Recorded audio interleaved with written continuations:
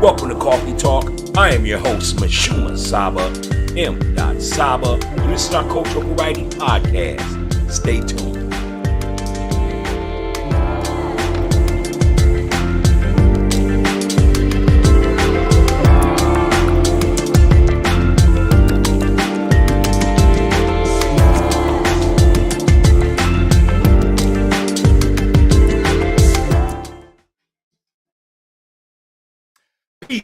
Peace, and welcome to Coffee Talk Podcast.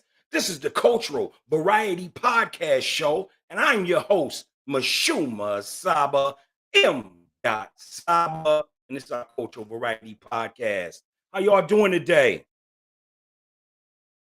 How's your day going? Good people? Hey, listen, we got a great show for today. We got a good friend of mine, a very inspiring brother. And we're definitely going to talk to him shortly. His name is James Garrett Jr., and he is an architect, and it's going to be a great show. So listen, this is Coffee Talk Podcast, the Cultural Variety Podcast Show. And what we're going to do today is, before we start the show, if this is your first time tuning into the show, we never start the show without giving it its flavor. So before we give it its flavor, let's go ahead and do that actually. Today's flavor is water. Why water? Because water is 3/4 of the earth. So maintain your 3/4 of your water. So that's today's flavor for today. And today's wisdom of words is this: there is no excuses for not being great. Go get it. So those are the words of wisdom for today. All right, so listen, my host, my special guest for today is James Garrett Jr. And what I want to do is, before I introduce you, I want to go ahead and go through his bio. And James, are you there? Can you hear me? I'm sure he can hear me as soon as I bring him into the studio. But let's go ahead. You hear me, King? Yo. All right. Hey, thank you for being here first. I don't want to start without first saying thank you. I want to go ahead and tilt my hat to you. I know I'm not wearing one right now. We want to go ahead and also give you, your flowers, man. And we're going to talk about that more, about what you do. So again, welcome to Coffee Talk Podcast. I want to just jump right into your bio first, so that we can give the viewers a little bit of an input of who you are. So I'm going to go ahead and say this: James Garrett Jr. artistically develops technology and green design principles to articulate an evolving comprehension of the 21st century city. Born on the Caribbean island of St. Paul, and spent his formative years in St. Paul, Minnesota, where he developed an early interest in the workings of cities, especially buildings, people, interstitial spaces, and composing them.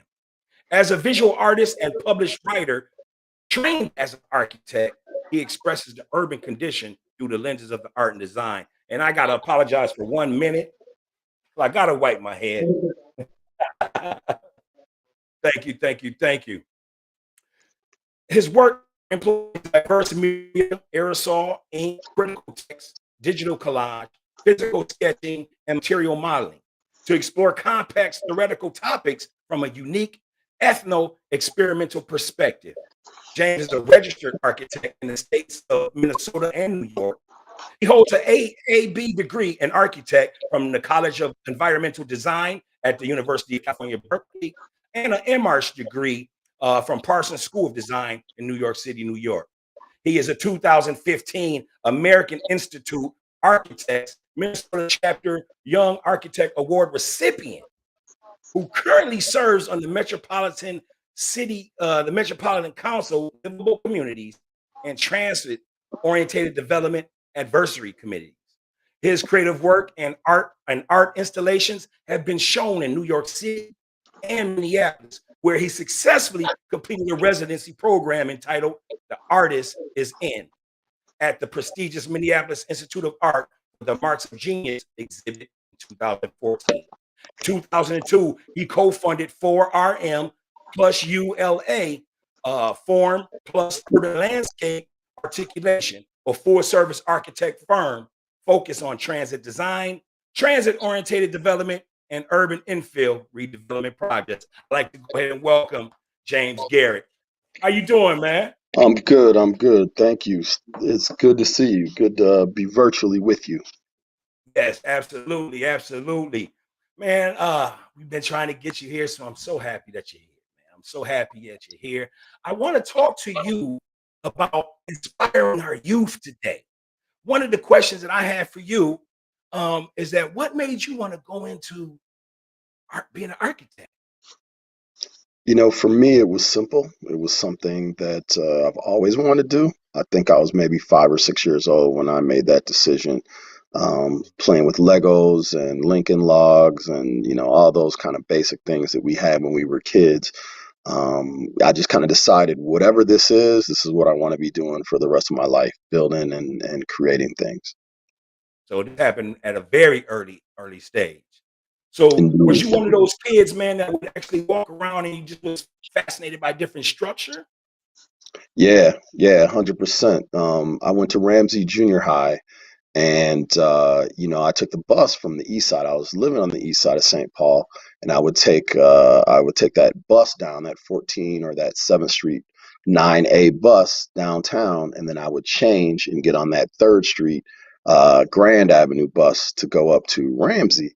And I would pass through Mears Park every day. I would change buses on the other side of Mears Park, and so back in that time, that's when the Gaultier Plaza was under construction. And I would just sit there. I would sit in Mears Park, for hours, and I would just watch the different, cranes coming in and the excavators and the concrete trucks to pour the concrete and I was counting the floors. How many floors have they built since yesterday? What are they doing? And I was fascinated with that. I'd be late to school every day. I'd get in trouble. But for me, I knew what I was interested in. I knew what was important to me, and I was fascinated by that built environment, and everything that was happening and going on was more interesting to me than what was happening in the classroom at that time. Absolutely, absolutely. So let me ask you this. A young man growing up in a historical city such as Rondo, also um, going back home, is it the Virgin Islands? I was born in St. Thomas, a city called Charlotte Amalia, the capital of the Virgin Islands. Okay. So let me ask you this question. Going back and forth, how did that impact you as far as on a global scale when it came to artistic development or even being an architect? Yeah, no, I mean, I think that's a really interesting question. So for me, my parents my mother was born in St. Paul, and my father was actually born in Edgefield, South Carolina. And so they met in college, and after college, they decided to move to the Caribbean to teach. And so they were both educators down there in the islands when I came about. And so when I was really little, we moved back to St. Paul to be closer to my mom's side of the family. And really, I just grew up hearing the stories and seeing the photos of this place that I was from, and it really wasn't until I was 18 years old that we all went back as a family, and Okay. I was able to reconnect and put all the pieces together and start to really understand the depth, the richness of the history and the culture and everything else. And then I started going back like every year, sometimes multiple times a year.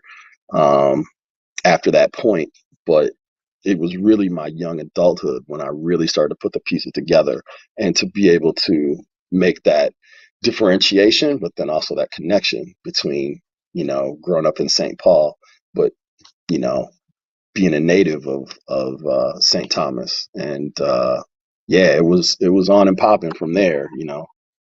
Okay. Got a question. 2019 Young Architect Award recipient. Let me go ahead and just warm them up a little bit, and then we're going to ask you some questions based off of that. So, 2019 Young Architect Award recipient, a visual artist and writer who was formerly trained as an architect. He gives voice to underserved communities and is deeply invested in your human experience. That I do know about you. His work as a founding partner of St. Paul's 4RM plus ULA combines resiliency, dynamic expression in the form of vibrant colors and diverse media. Founded in 2002, the firm has evolved into a full service practice focused again on transit design and transit oriented development. Garrett's vision for a more equitable future is on display in projects such as the Great River Landing. I want to know more about that. Slated for completion this summer in St. Paul's North Loop neighborhood. It will provide single room occupancy and efficiency apartments for up to 72 adults who have been homeless and unemployed due to incarceration.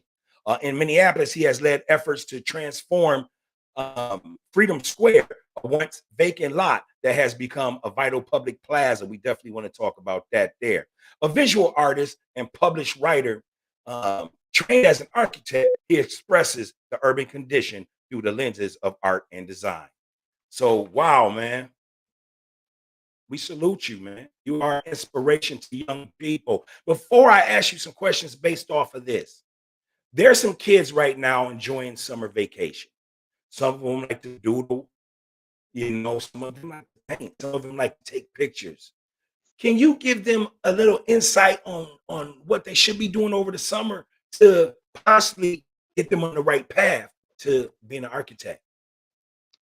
Yeah, I think the easiest route is to go over to Juxtaposition Arts in North Minneapolis on Emerson and Broadway and sign up for the environmental design studio class.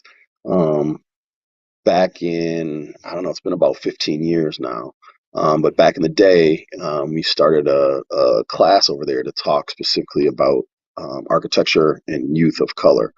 So Mm, basically, to try to put folks on that kind of a path and get them the types of experiences and interactions that they need to start really thinking about the built environment and about thinking about futures and careers in the built environment. So that program is going strong. It's called the Enviro Lab right now. And again, it's North Minneapolis on Emerson and Broadway, Juxtaposition Arts. That will get you an introduction to relevant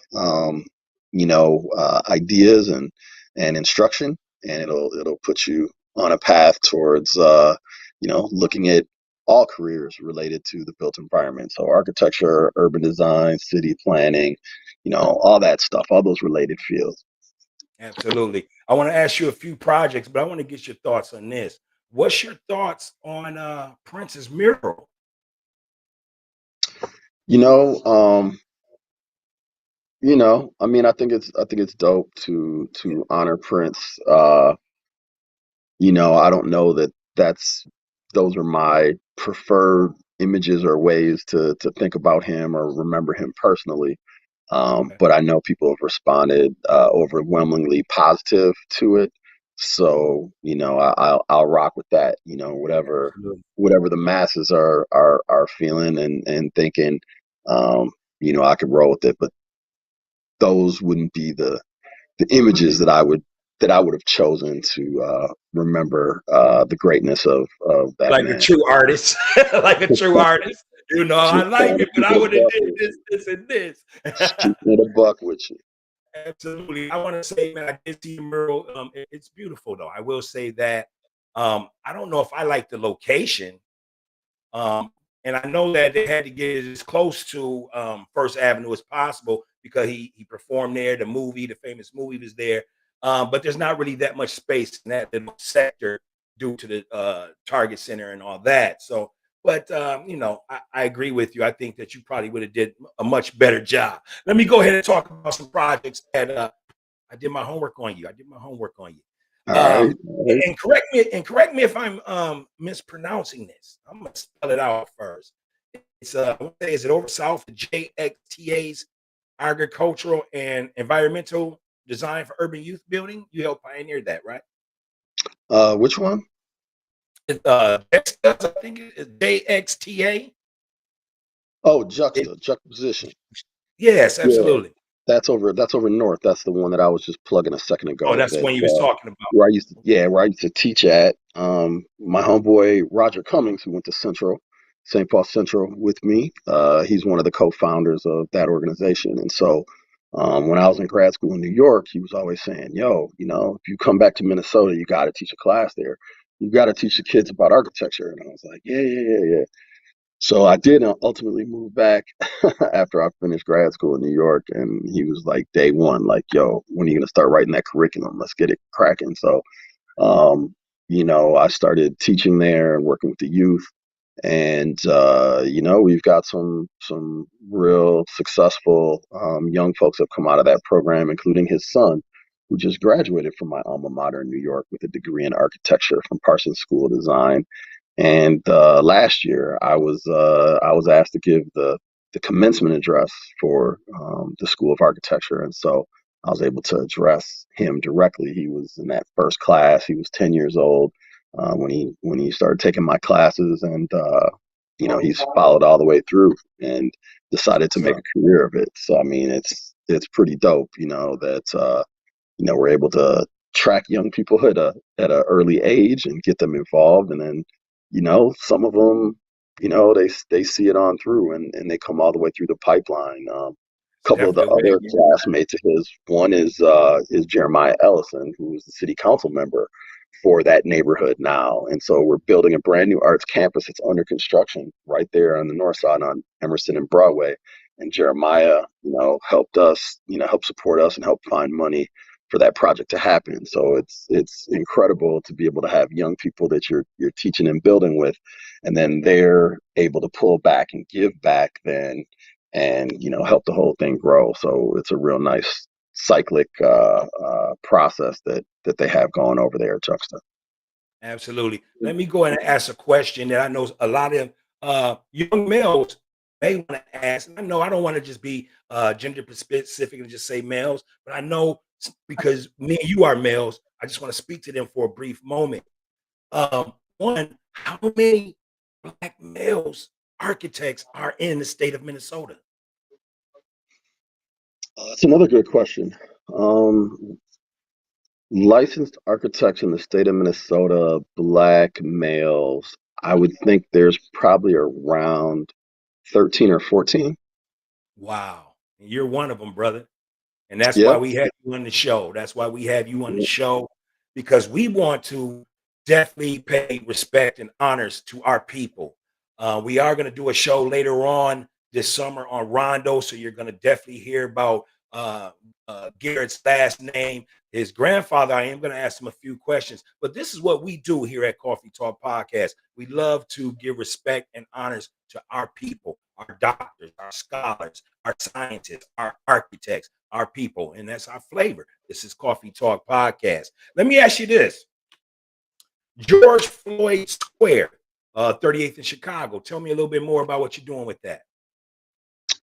So Formula formed a team last fall to pursue a request for proposals that was put out by the city of Minneapolis, to really look at the urban design and do Mhm. some community engagement around that urban design for how to create a permanent space that would function as a memorial, and how to sort of treat the neighborhood around it. We had a number of situations, as you can remember, where the community came out and called it an autonomous zone, and they blocked off traffic in both directions and really took over that space for community for over a year. And so now there's sort of an uneasy, sort of contested situation there where traffic can go back through now, but is that the best thing in the long-term interest of that neighborhood and that part of the city, right? So how do you balance the needs and the desires of community with sort of the needs and the requirements of public works and public safety? And how do we create something that's people centric, people oriented, but can still allow emergency vehicles and ambulances and Deal fire with trucks to pass through, right? So you have the actual sort of fundamental needs of life safety, but then you also have, the aspirations of community to have control of that space, because it's sacred space and it's a pilgrimage location now. There's people from all over the world that are making their way to 38th in Chicago and South Minneapolis, the site of that murder, and, to pay their respects and, really just partake in that community and share that energy with the folks in that neighborhood. And so, how do you both honor that and then create an urban design that allows for the functioning aspects of the city that need to happen? Garbage trucks need to empty garbage. People need to deliver things. There's a bus that runs on Lake Street that's one of the highest traffic count bus routes in the state. How do we allow the necessary functioning of the city to happen, but do it in a way that is respectful and honors people and puts people first? So, we've been involved in sort of those conversations and that sort of design process for the last 7 or 8 months now. Yeah, that's gonna be tough, man. Definitely sending you positive energy to whatever y'all conclude, man. I know it's in good hands, man. So I know that your time is limited. I want to get like just maybe about three more questions in. If you're just tuning in to Coffee Talk Podcast, again, this is the Cultural Variety Podcast Show. I am your host, MISHUMA Saba, M. Saba, and this is our Cultural Variety Podcast. Today, our guest is James Garrett Jr. And man, if you have any questions on wanting to be an architect, on where should you begin, what type of resources out there, definitely ask the question in here. She's going to be looking throughout the day on your questions. If you have any, definitely hit the like button. Definitely share the video. And if you are checking us out on YouTube, make sure you subscribe and continue to support Coffee Talk Podcast. Absolutely. I want to talk about this. Elaborate on what neo deco architectural design is. Nice, nice. Yeah, so neo deco is a phrase that I use to talk about the spirit of, excuse me, the spirit of Art Deco architecture, but in an updated, sort of modern, technological 21st century way, right? Mhm. So, Art Deco architecture was the period of architecture that happened in the late 19 teens, really through the beginning of World War II in the early 40s. So, primarily the 20s and 30s. And it's known for this collaboration between architects and artisans and craftsmen. So there were Mhm. always artists and there were always architects working together in collaboration on all those buildings. So you start to see like really interesting hand carved terracotta. Sculptural forms. You start to see details that were carved out of beautiful limestone. You start to see elevator doors in those buildings that, are bronzed and, have patterns and colors. You start to see, buildings like the Empire State Building is Art Deco. Chrysler Tower is Art Deco. City Hall, downtown St. Paul, is Yeah. Art Deco. You go in there and you see that big sculpture of the Native American peace sculpture, and it rotates 1 degree per minute, and you come out after an hour and it's kind of facing a different direction, and there's just all this mystery and theater and really just building up a built environment that is about quality and it is about creativity and expression. And that's something that was really lost after World War II. As you know, we were really short of building materials, building supplies. We had a huge baby boom, a huge building boom. And so everything was about efficiency and speed of construction. And we started to lose that artistic flavor and flair and quality in order to just ramp up production to produce as much as we could. And so Mhm. what we're saying is, the built environment has become like really banal and boring and non reflective of the people that live in the communities and non-expressive of the ideas and the goals and the aspirations of people. And that, to me, has to be brought back. We have to reintegrate that with the built environment where we live, where we go to school, where we work, where we worship. Those things should be exemplary of the spirit and the aspirations and the hopes of the people that live there and occupy these spaces every day. It can't just be, these plain boxes where people just live out their Run days in these squares. There's got to be that flavor, that color, that love, that bringing artists and art and architecture back together to really express those ideals that we have and that we hold dear. And so thinking about Neo Deco as a new way, Neo meaning new, and Deco referencing, that 1920s, 1930s, those iconic buildings and those iconic forms that really still inspire people. I mean, Empire State Building and the Chrysler Building, looking at those as a kid in books and in photographs of New York City, those things captured my imagination, the way they lit up at night and the way they just presented themselves to the world. It was just a flavor and a flair to it. And it was absolutely. attractive, and City Hall, going down to City Hall to pay bills, with my parents as a kid. And I would just stare up at the building and I would see all the details and the hand carved sculptures. And, you know, going into that building, it just did something to me. It was like inspirational. And so there's something about that era that just feels timeless and significant and heavy and like important.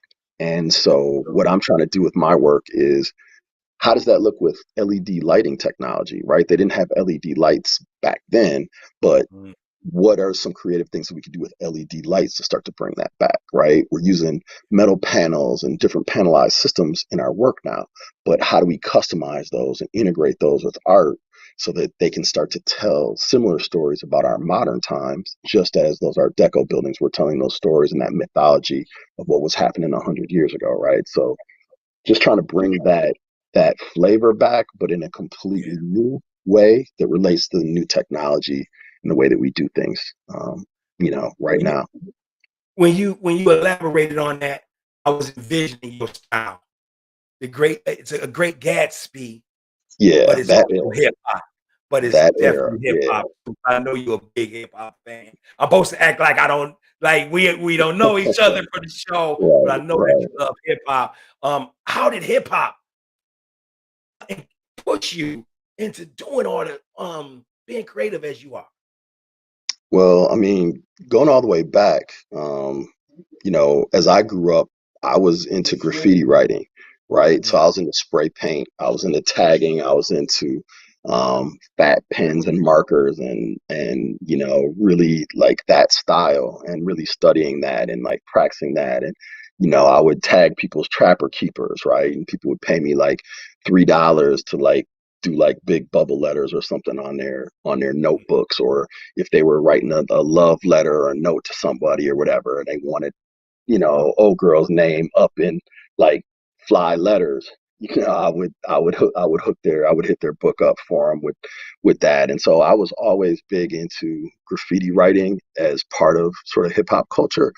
That kind of went with the music, that went with just that art and that flow of the time. And so for me, that was kind of my entry point, really into three-dimensional architecture, was drawing three-dimensional letters and buildings and things like that on paper and, using ink. There's a quote that I had where I used to say, I used to write on paper with ink. Then I wrote on walls with paint. Now I write mm, on cities with buildings, right? So mm, just up in that mm, level, up in that scale, but it's still at the core is about getting up, right? It's still at the core about production and producing and putting stuff out there into the world. So those things manifest from hollow letters to, these three-dimensional spaces, these light rail stations, these buildings, but it all kind of started at that same root for me. okay, no doubt. So this is what I want to say, man. If you're tuning in, people, get this video over to some of the young people that you see drawing all the time that want to go into some type of art form, painting, drawing, pottery, whatever it is. Check out this show. I want to say to God, because he knows how we talk. The God is here dropping some jewels on architect, on art, being an architect, and what inspired him.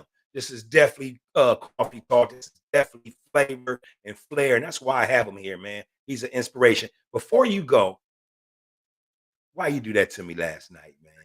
You dropped some jewels on me. I went and did the research on Mr. Clarence Cap, and I was fascinated. Yes, sir. Yes, I sir. never, I never. First of all, I never heard the guy. They say that he was the first Black city architect.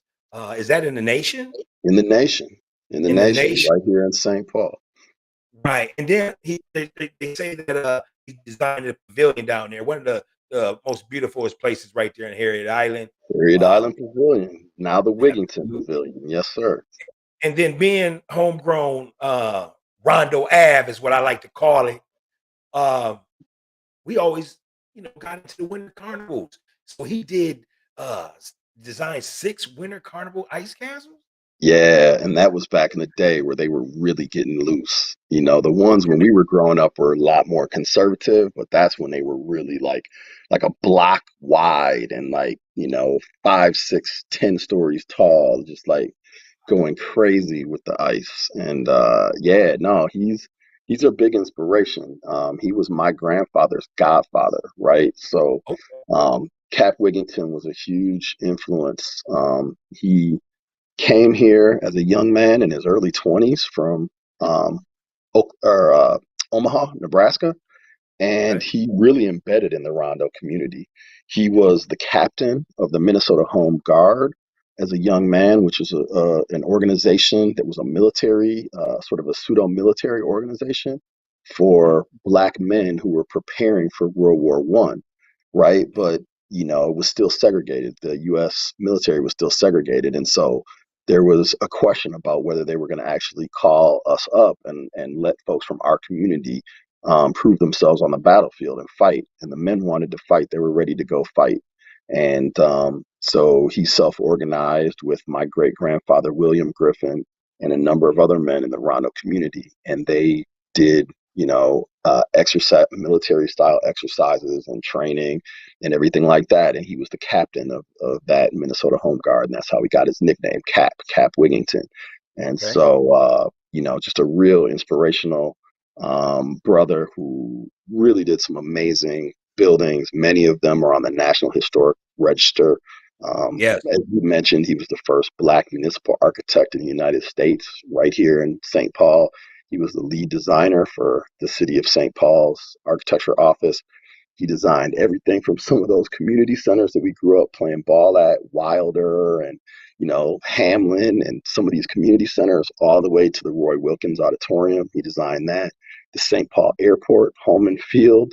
He designed that, the main building there. He designed the Highland Oak Water Park Tower. Elementary School Como also. Park, Como Park Roy Elementary School was his first.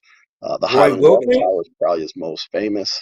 Harriet Island Pavilion. He did a Mhm. number of mosques or a number of synagogues as well in Highland Wow. Park. Talmud Torah Academy being one, and he designed my grade school, Chelsea Heights. He designed my mom's high school, Washington High School, right there on the old school Washington, right there on Rice Street. He designed my grandparents' house, 1592 Western Avenue. So, I mean, just a variety of really incredible structures and buildings and history all throughout the community. Buildings that are still functioning 100 years later and are just as beautiful now as they were then. So it's like that legacy of quality, of timelessness, of class, of style. He represents and signifies all of that. So I'm very proud to call him family. My grandpa called him Uncle Cat. That's how we knew him in our family. Absolutely. So as we get ready to wrap up, I just want to say, if you're interested in knowing a little bit more about Cap, about Clarence Cap Whittington, he was born in 1883. He went to the Essence in 1967. You definitely can go ahead and Google him. I'm not sure if there's a documentary. Maybe there is. But go ahead and see if YouTube holds anything on that story. And again, man, I'm very thankful that you showed up today. I know your time is real busy. Um, can I just ask this question before you go? First of all, I want to have you back because are you're big, man. You're big, okay? You're big. I got more questions. All right. But Anytime, anytime. but I definitely want to talk about youth baseball, man. You giving back to youth baseball. You always been an athlete. Talk about it. Yeah, yeah, youth baseball, man. I grew up playing all sports. You know, growing up back when we grew up in the city, we hooped, we played football, we played baseball, shoot, we played soccer, tennis, anything pretty much. I wrestled at Ramsey Junior High for 2 years. You know, we did all kinds of stuff, and we were encouraged to really try stuff and do a variety of different things. We didn't have all this year-round AAU where you only pick one sport and you just play that all the Right. time. Nah, we did different stuff, different seasons, different friends, different, traveling teams, and all different stuff. And so things were live back in the 80s, when we were growing up. And so one of the things that I stuck with my whole life was baseball. So I started playing t-ball when I was a little kid, and baseball was the sport that I continued playing into college. And I have a lifelong love for baseball. When I came back from school, I played on a softball team here, sponsored by Brothers Bar in downtown Minneapolis, with a bunch of St. Paul Central guys, teammates, and younger siblings of guys that we played baseball with at Central. And we had that team together for like 11 years and just had a great time, playing and competing and traveling, and just a lifelong love for playing ball. And so now that I have my own boys, that are 6 and 9, I've been coaching their baseball teams down at Parkway Little League, where I played for a little bit back in the day, back in the 80s. And so, just taking it back, giving back. On the board of directors down there, trying to help, be a good steward of that program that's been around really since the 1950s, and trying to make sure that it's going to be here till the 2050s, right? So, yeah, youth baseball is big. I coach 4 nights a week, weeknights, and then tournaments on the weekends. So when it gets warm, when it's summertime, that's where you'll find me. That's where you'll find me down there at the Little League ballpark. All right, well, man, I'm gonna go ahead and wrap this up. Listen, young men, young women, chase your dreams, be great. It's in you. There's no excuses not to be great. It's in you. You know, as James just said, even if you're playing a lot of sports and being athletic, man, you still can go and do other things, man. You can use your artistic and your creative side and just go ahead and put the work in. Put the work in. It's definitely going to take work. We're not going to not say that, because I do hold our people to a kind of accountability. Put the work in, believe in yourself, and whatever you manifest and believe, it will come to you. Definitely. So again, man, thank you for tuning into our show, Coffee Talk Podcast. It's definitely been my pleasure. What you want to tell to the people on your way out? Yo, just keep grinding, keep dreaming. And when you put the dream together with the grind, you know, it's amazing where you might end up. Absolutely. All right, man. Well, thank you again for tuning to the show. And I'll talk to you soon. For sure. All right. Peace, King. All right. Peace. Again, man, this is Coffee Talk Podcast, the cultural variety podcast show. And today we were talking about, how to become an architect, what that all entails, what you should be thinking about right now over the summer. You know what I'm saying? A lot of you young men, you're sitting out in the park or something, and you're doodling and you're drawing, and you're just looking out in space, looking at different buildings, looking at things like that. And maybe, just maybe, you might really be an architect, man. Go ahead and do you, man. And if you are in the hip hop right now, one of the elements of hip hop is graffiti. And like my brother James said, man, he started out doing that, man. He was just writing graffiti on the wall, you know what I'm saying, on paper. and everything like that, man. And he just took that and he ran with it. You know what I'm saying? He did the work. He is where he at. He's a phenomenon in the architect world, and he's one of our own. One of our own, James Garrett Jr., the architect, and also representative of St. Thomas and Rondo Avenue. Again, this is Coffee Talk Podcast. Thank you, the people, the viewers, the supporters, for tuning into our show. I'm gonna go ahead and hit you with the universal peace sign. And I know I'm sweating. I know. I get it from my mama, man. I know. But anyway, thank you for tuning into the show, Coffee Talk Podcast. We'll see you later on tonight for the Wednesday night